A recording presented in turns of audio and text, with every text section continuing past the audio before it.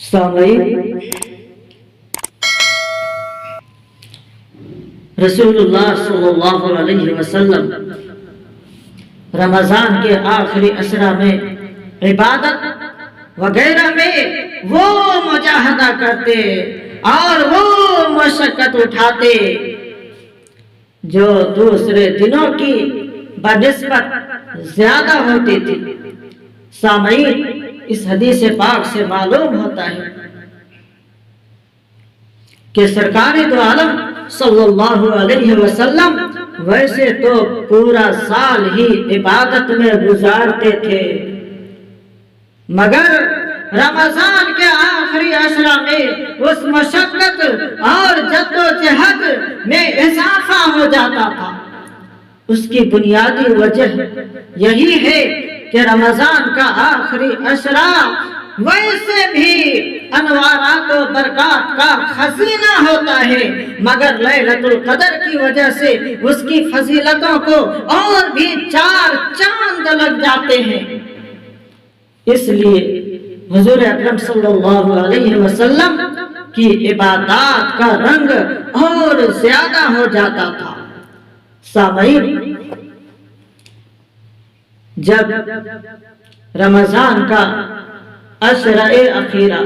آخری عشرہ شروع ہوتا تو رسول اللہ صلی اللہ علیہ وسلم کمر کس لیتے اور سب بیداری فرماتے، یعنی پوری رات عبادت اور ذکر و دعا میں مشغول رہتے اور اپنے گھر کے لوگوں یعنی ازواج مطہرات اور دوسرے متعلقین کو بھی جگا دیتے تاکہ وہ بھی ان راتوں کی برکتوں اور سعادتوں میں حصہ لیں۔ سامعین، اس حدیث میں ایقظ اہل کے الفاظ سے معلوم ہوتا ہے کہ گھر کے تمام افراد کو بھی آپ خصوصی طور پر ان راتوں میں اپنے رب کے پکارنے اور اس سے خصوصی دعاؤں کا ارشاد فرمایا کرتے تھے۔ آخری عشرہ رمضان شریف چونکہ آپ کے ارشاد کے مطابق عتق من النار کا پیغام لے کر آتا ہے، اس لیے پوری امت کو کوشش کر کے اس عشرے میں اپنے رٹھے ہوئے رب کو منانا چاہیے۔ یہ رحمت کے سیزن اور بخشش خداوندی کے دن روز روز تو نہیں آیا کرتے، یہ سال کے بعد آتے ہیں اور کسی خوش نصیب کو میسر آتے ہیں، اس لیے خوب محنت کر کے اس موسم بہار کی بہاروں کو لوٹنا چاہیے، بہاروں کو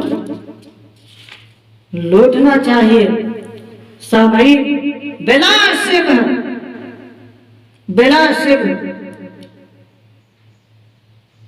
شب قدر رمضان کی 27ویں رات کو ہے، بلا شک حدیث کی روشنی سے پتہ چلتا ہے کہ شب قدر رمضان کی 27ویں رات کی۔ سامعین، لیلۃ القدر میں جو لوگ عبادت کرتے ہیں اور ذکر و اذکار میں مصروف رہتے ہیں، حضرت جبرائیل علیہ السلام اور ملائکۃ اللہ ان لوگوں کے لیے دعا کرتے ہیں، ان لوگوں کے لیے